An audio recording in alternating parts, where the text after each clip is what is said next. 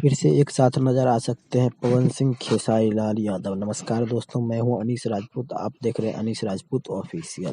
आज के इस वीडियो में हम इसी के बारे में बात करने वाले हैं। तो जैसे कि आप लोग को पता है कि हर साल के भांति इस साल भी बीफा अवार्ड शो होने जा रहा है।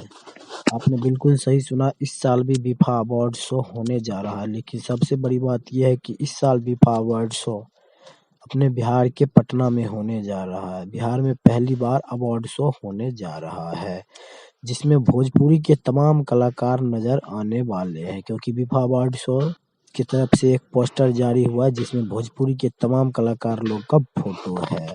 और मैं आप लोग को बता दूं कि यह अवार्ड शो 18 फरवरी 2024 को पटना में होने वाला है, जिसमें भोजपुरी के तमाम कलाकार नजर आएंगे। और देखने वाली बात ये होगी कि 2024 में फर्स्ट अवार्ड शो किसको मिलता है। तो ये तो खैर आपको पता चलेगा 18 फरवरी 2024 को। फिलहाल ये था छोटा सा अपडेट। ये अपडेट आप लोग को कैसा लगा हमें कमेंट बॉक्स में जरूर बताइएगा।